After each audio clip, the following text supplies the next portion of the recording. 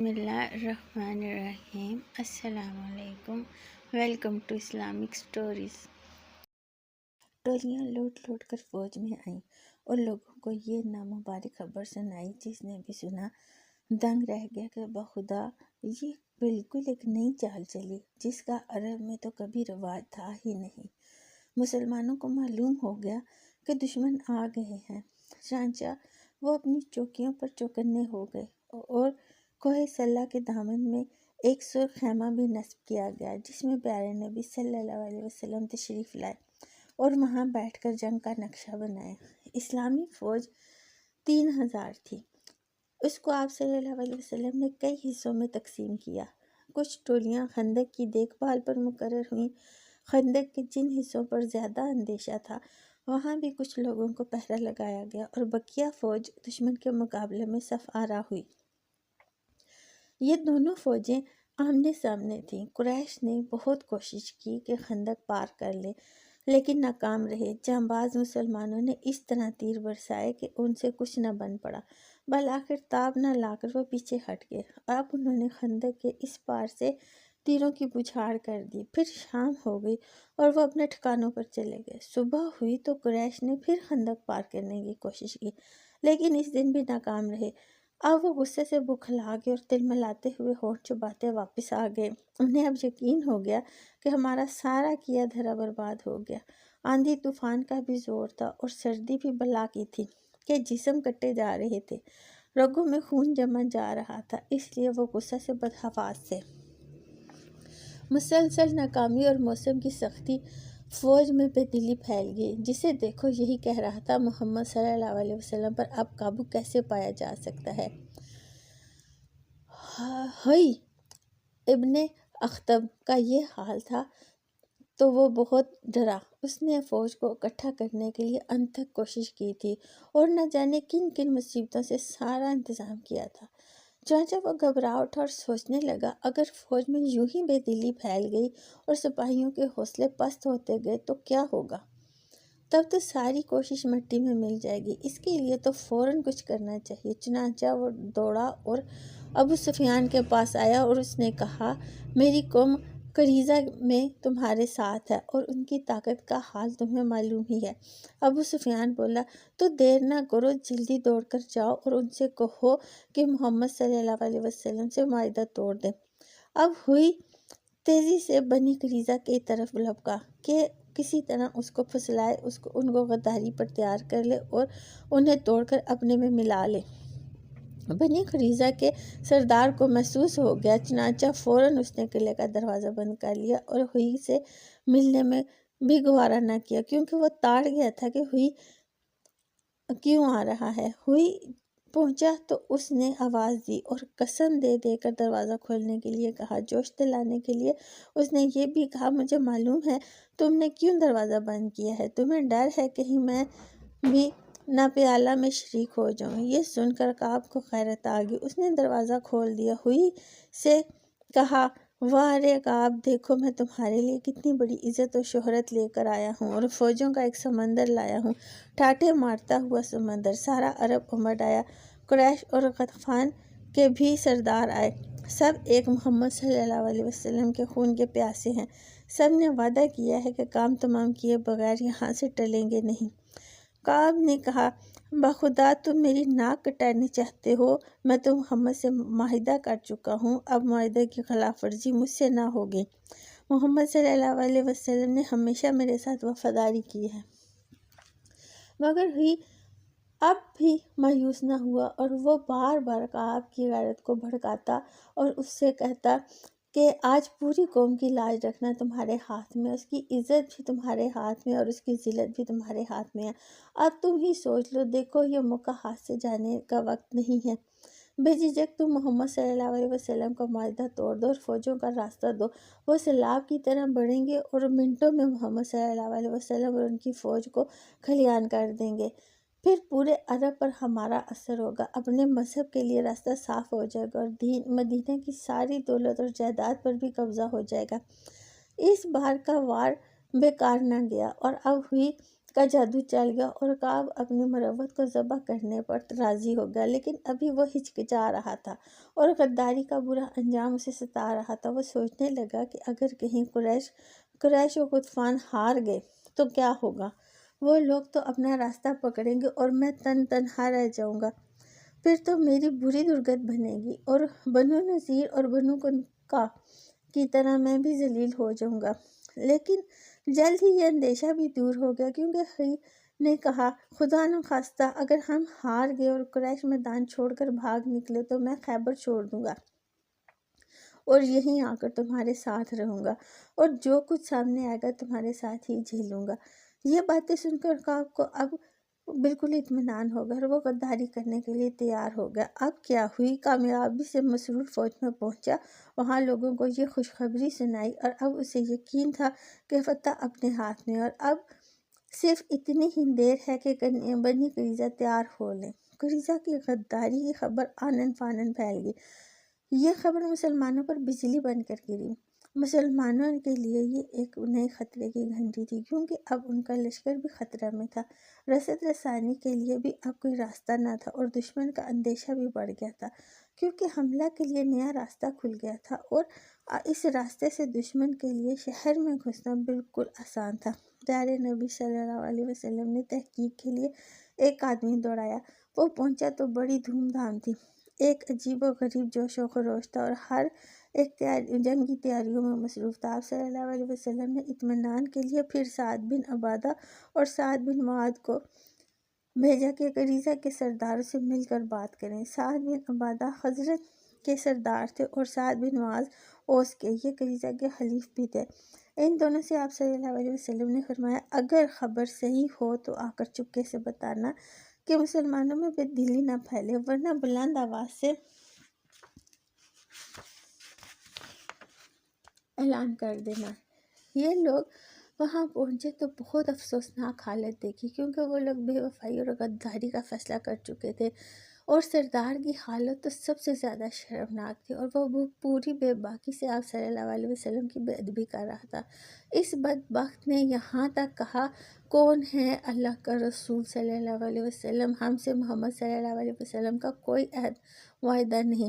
یہ کلمات سن کر جانساروں کو جوش آ گیا اور صورتحال بہت نازک ہو گئی اور قریب تھا کہ جھگڑا برپا ہو جاتا، مگر سعد بن معاذ نے اپنے ساتھی کو سنبھالا اور یہ کہتے ہوئے روانہ ہو گئے کہ یہ کیا، ہمارے اور ان کے تعلقات تو اس سے بھی زیادہ بگڑ چکے ہیں۔ پھر دونوں جانثار لوٹ کر آپ صلی اللہ علیہ وسلم کی خدمت میں آئے اور چپکے سے آپ صلی اللہ علیہ وسلم کو صورتحال بتا دی۔ لیکن یہ خبر چھپنے والی کب تھی؟ ساری فوج میں اس کا چرچا ہو گیا اور مدینے میں ہر طرف اس کا شہرہ ہو گیا۔ اس طرح آن کی آن میں سب پر بے دلی چھا گئی اور ہر طرف مایوسی پھیل گئی۔ جسے دیکھیے یہی کہہ رہا تھا، خندق تو خوب تیار ہوئی، لیکن اب خندق سے کیا ہوتا ہے؟ اب تو قریظہ کے قلعہ سے حملہ ہوگا، ہائے اب کیا بنے گا؟ اب محاصرہ بہت سخت تھا، دشمن مدینہ کے گرد گھیرا ڈالے رہے اور اسی حال میں مسلمانوں پر کئی فاقے گزر گئے۔ بالآخر تاب نہ لا کر وہ بلبلا اٹھے اور پیارے نبی صلی اللہ علیہ وسلم کو اندیشہ ہوا کہ کہیں ساتھی ہمت نہ ہار جائیں۔ چنانچہ آپ صلی اللہ علیہ وسلم نے غطفان کے پاس ایک آدمی بھیجا، اگر تم لوگ جنگ نہ کرو اور واپس چلے جاؤ تو مدینہ کی تہائی پیداوار ہم تم کو دیں گے۔ اس پر غطفان بخوشی راضی ہو گئے اور بات پکی کرنے کے لیے انہوں نے اپنے آدمی کو بھیجا، البتہ انہوں نے تہائی کی بجائے آدھی پیداوار کا مطالبہ کیا۔ یہ سب کچھ ہو رہا تھا مگر ابو سفیان ان باتوں سے بالکل بے خبر تھا۔ غطفان کی طرف سے آدھی پیداوار کا مطالبہ ہوا تو آپ صلی اللہ علیہ وسلم نے سعد بن معاذ اور سعد بن عبادہ کو بلایا، ان سے مشورہ کیا۔ سعد بن معاذ نے عرض کیا، اللہ کے رسول صلی اللہ علیہ وسلم، اگر یہ خدا کا حکم ہے تو انکار کی مجال نہیں۔ آپ صلی اللہ علیہ وسلم کی یہ خواہش ہے کہ جب بھی تسلیم ہے، اور اگر یہ ہم لوگوں کے خیال سے ہے تو میں کچھ عرض کروں۔ آپ صلی اللہ علیہ وسلم نے فرمایا، یہ تو تم ہی لوگوں کے لیے کر رہا ہوں، کیونکہ میں نے سوچا اس طرح دشمن کا دباؤ کچھ کم ہو جائے گا۔ سعد بن معاذ نے عرض کیا، اللہ کے رسول، جب ہم کافر تھے تب تو ہمیں کچھ بھی نہ لے سکا، اب تو آپ صلی اللہ علیہ وسلم کی برکت سے ہمارا درجہ بلند ہو گیا۔ اللہ کے رسول صلی اللہ علیہ وسلم، ان کے لیے ہمارے پاس اب صرف تلوار ہے۔ پیارے نبی صلی اللہ علیہ وسلم نے یہ ہمت دیکھی تو آپ صلی اللہ علیہ وسلم کو اطمینان ہوا۔ چنانچہ آپ صلی اللہ علیہ وسلم نے غطفان سے معاہدہ کا ارادہ چھوڑ دیا اور ان کے آدمی واپس چلے گئے۔ قبیلہ غطفان کا ایک رئیس تھا نعیم بن مسعود، اور وہ اندر ہی اندر مسلمان ہو چکا تھا، مگر قبیلہ والوں کو خبر نہ تھی۔ وہ چھپ کر آپ صلی اللہ علیہ وسلم کے پاس آئے اور اپنے مسلمان ہونے کی خوشخبری سنائی۔ پھر عرض کیا، اللہ کے رسول صلی اللہ علیہ وسلم، میرے اسلام لانے کی کسی کو خبر نہیں، آپ جو چاہے مجھ سے کام لیں۔ آپ صلی اللہ علیہ وسلم نے فرمایا، نہیں، تم تنہا آدمی ہو، جس طرح بھی ہو سکے یہ مصیبت دور کرو، اور اس کے لیے تم جو چاہو کرو، تمہیں اجازت ہے۔ نعیم آپ واپس گئے اور سوچنے لگے کہ کیا کروں، کس طرح دشمن میں پھوٹ ڈالوں اور کس طرح ان کے ناپاک عزائم کو ناکام کر دوں۔ دشمنوں میں اب ایک نیا جوش تھا، اب ان کے حوصلے پہلے سے کہیں زیادہ بلند تھے، اور اب انہیں سردی کی سختی کی ذرا فکر نہ تھی اور خندق کی بھی کوئی پرواہ نہ تھی، کیونکہ اب غریزہ ان کے ساتھ تھے اور اب دل کے ارمان نکالنا آسان تھے۔ پیدل فوج 3 حصوں میں بٹی ہوئی تھی اور وہ ہر طرف سے اسلامی فوج کو گھیرے ہوئے تھی کہ کہیں آ جا نہ سکے اور بے بس ہو کر رہ جائے، مگر سوار فوج ادھر ادھر پھر رہی تھی اور مسلمانوں پر بے دردی سے تیر برسا رہی تھی۔ مسلمان سخت پریشان تھے کیونکہ وہ بالکل گھر کے ہو کر رہ گئے۔ خوف اور بے چینی الگ تھی کیونکہ دن رات یہودیوں کا خطرہ تھا، اور یہ خطرہ خندق کے خطرے سے بڑھ کر تھا۔ عورتیں اور بچے شہر کے ایک قلعہ میں تھے، لہٰذا بنو قریظہ سے خطرہ تھا کہ کہیں وہ رات میں ان پر حملہ نہ کر دیں۔ چنانچہ آپ صلی اللہ علیہ وسلم نے کچھ آدمیوں کو مقرر فرمایا کہ رات بھر مدینہ میں گھوم پھر کر پہرا دیں۔ یہودیوں نے غداری کی تو مسلمانوں کی خبریں جاننے کے لیے بھی انہیں فکر ہوئی۔ انہوں نے چاہا کہ کمزور جگہ معلوم کی جائیں تاکہ حملہ میں آسانی ہو اور ناکامی بھی نہ ہو۔ چنانچہ یہودیوں کی ایک ٹولی اسی غرض سے نکلی کہ مسلمانوں کو پتہ چلا تو انہوں نے پیچھا کیا اور وہ بھاگ نکلے۔ عورتیں اور بچے جس قلعہ میں تھے وہ قلعہ بنی قریظہ کے بہت قریب ہی تھا۔ بنی قریظہ نے سوچا، مسلمان تو فوجوں کا مقابلہ کر رہے ہیں، اس لیے موقع اچھا ہے قلعہ پر قبضہ کر لیا جائے۔ چنانچہ ایک یہودی قلعہ تک آ گیا اور چاروں طرف چکر لگانے لگا۔ قلعہ میں حضرت صفیہ رضی اللہ عنہا بھی تھیں، یہ آپ صلی اللہ علیہ وسلم کی پھوپھی تھی۔ یکایک ان کی نظر اس یہودی پر پڑ گئی۔ عورتوں کی حفاظت کے لیے حضرت حسان رضی اللہ عنہ مقرر تھے۔ یہ وہی حضرت حسان جو بہت اچھے شاعر تھے اور پیارے نبی صلی اللہ علیہ وسلم کی طرف سے دشمنوں کا جواب دیا کرتے تھے۔ یہودی کو دیکھ کر حضرت صفیہ رضی اللہ عنہا گھبرائیں اور حسان سے بولی، دیکھیے یہ یہودی یہاں گھوم رہا ہے، جلدی سے اتر کر اسے قتل کر دیجیے، ورنہ یہ جا کر دشمنوں کو پتہ دے گا۔ مسلمان تو لڑائی میں پھنسے ہوئے ہیں، اگر یہ بچ کر چلا گیا تو مصیبت آ جائے گی۔ مگر حضرت حسان رضی اللہ عنہ ذرا ہمت کے کچے تھے، بولے، عبد المطلب کی بیٹی، اللہ تجھے معاف کرے، تجھے معلوم ہے کہ میں اس کام کا آدمی نہیں اور کوئی شکل تھی نہیں۔ مجبوراً حضرت صفیہ رضی اللہ عنہا نے خود خیمے کا ایک بھانس اکھاڑا اور چپکے چپکے نیچے اتری، پھر جا کر یہودی کے سر پر اس زور سے مارا کہ اس کا سر پھٹ گیا۔ پھر لوٹ کر وہ قلعہ آئیں اور حضرت حسان رضی اللہ عنہ سے کہا، وہ مرد ہے اس لیے میں اسے ہاتھ نہیں لگانا اچھا نہیں سمجھا، آپ جائیے اور اس کے ہتھیار سے اور کپڑے اتار لائیے۔ حضرت حسان نے کہا، عبد المطلب کی بیٹی جانے بھی دو، مجھے اس کی چیزوں کی کوئی ضرورت تو ہے نہیں۔ حضرت صفیہ رضی اللہ عنہ نے کہا، اچھا جائیے اس کا سر کاٹ کر میدان میں پھینک دیجیے تاکہ یہودی مغلوب ہو جائیں۔ حضرت حسان رضی اللہ عنہ اس کے لیے بھی تیار نہ ہوئے، مجبوراً یہ کام بھی حضرت صفیہ رضی اللہ عنہ ہی کو کرنا پڑا۔ اس طرح یہودی سمجھے کہ قلعے میں بھی کچھ فوج ہے اور پھر انہیں حملہ کرنے کی ہمت نہ ہوئی۔ جوں جوں دن گزر رہے تھے حالات سخت ہوتے جا رہے تھے۔ ذرا تصور تو کرو، فاقے پر فاقے، پھر راتوں کو سونا حرام اور پھر ہر آن جان کا اندیشہ۔ اسلامی فوج بھی منافق بھی موجود تھے، بھلا ایسے میں وہ کہاں چھپ سکتے تھے؟ آ کر پیارے نبی صلی اللہ علیہ وسلم سے اجازت مانگنے لگے کہ ہمارا گھر محفوظ نہیں اور بال بچے خطرہ میں ہیں، لہٰذا ہمیں شہر جانے دیجیے۔ خود تو وہ لوٹنا چاہتے ہی تھے، مسلمانوں کو بھی بہکاتے اور جان کا خوف دلاتے، پیارے نبی صلی اللہ علیہ وسلم سے انہیں بدگمان کرتے ہوئے کہتے، محمد صلی اللہ علیہ وسلم نے بھی خوب بہلایا، خوب سبز باغ دکھائے، کہتے تھے کہ کیسر و کسرا کے خزانے ملیں گے۔ آج یہ حال ہے کہ ضرورت کے لیے بھی جان کا خطرہ ہے۔ بنی قریظہ کی غداری کو کئی دن گزر گئے، فوجیں بے-تاب تھیں اور ان کے تیار ہونے کا شدت سے انتظار کر رہی تھیں تاکہ وہ قلعے سے حملہ کا راستہ دیں اور یہ دل کے ارمان پورے کریں، لیکن اس وقت تک وہ کیا کرتی کہ خندق کو پار کرنا اور ان کے بس سے باہر تھا۔ مجبوراً باہر ہی سے وہ پتھر برساتی رہی۔ خندق کی چوڑائی ایک جگہ سے کچھ کم تھی، پہرہ بھی کمزور تھا۔ دشمنوں نے موقع غنیمت جانا اور اسی طرف سے حملہ کرنا چاہا، چنانچہ وہ پوری تیاری سے آگے بڑھے اور گھوڑے کو کود کر اس طرح پار کرنے کو پہنچے۔ غرور سے سینے تنے ہوئے تھے۔ اب ان میں ابو جہل کا بیٹا اکرمہ اور زرار بھی تھے۔ عرب کا سب سے مشہور بہادر عمرو بن عبدو بھی تھا، جو 1000 سوار کے برابر مانا جاتا۔ یہی پہلے آگے بڑھا اور پکار اٹھا، مقابلہ میں کون آتا ہے؟ حضرت علی رضی اللہ عنہ نے اٹھ کر کہا، میں۔ لیکن پیارے نبی صلی اللہ علیہ وسلم نے روکا۔ آپ صلی اللہ علیہ وسلم کے روکنے پر حضرت علی رضی اللہ عنہ بیٹھ گئے، مگر کسی دوسرے کی ہمت نہ ہوئی عمرو کو دوبارہ پکارا۔ عمرو نے دوبارہ پکارا۔ حضرت علی رضی اللہ عنہ پھر بولے، میں۔ تیسری بار بھی یہی ہوا۔ اس وقت پیارے نبی صلی اللہ علیہ وسلم نے فرمایا، یہ عمرو ہے، کچھ خبر بھی ہے؟ حضرت علی رضی اللہ عنہ نے عرض کیا، ہاں میں خوب جانتا ہوں کہ یہ عمرو ہے۔ چنانچہ آپ صلی اللہ علیہ وسلم نے اجازت دے دی اور خود ہی مبارک ہاتھوں سے تلوار عنایت کی اور سر پر عمامہ باندھا، اور اب حضرت رضی اللہ عنہ عمرو کے مقابلے میں تھے۔ عمرو ہنسا اور بولا، کیوں بھتیجے، میرا تو دل چاہتا نہیں کہ تمہیں ماروں۔ حضرت علی رضی اللہ عنہ نے جواب دیا، لیکن میرا تو دل چاہتا ہے۔ اب کیا تھا، عمرو نے غصہ سے بے-تاب ہو کر پوری طاقت سے تلوار کا وار کیا۔ حضرت علی رضی اللہ عنہ نے اسے ڈھال پر روک لیا اور پھر خود بڑھ کر وار کیا۔ لوگوں نے دیکھا کہ عمرو اب خاک کو خون میں لتھڑا پڑا تھا۔ مسلمانوں نے اس وقت اللہ اکبر کا نعرہ لگایا اور فتح کا اعلان ہو گیا۔ کچھ دیر عمرو کے ساتھیوں نے بھی مقابلہ کیا، لیکن سب بھاگ کھڑے ہوئے۔ اس حملہ میں دشمنوں کو ناکامی تو ہوئی، لیکن خندق کو پار کر لینا ان کے لیے کم خوشی کی چیز نہ تھی۔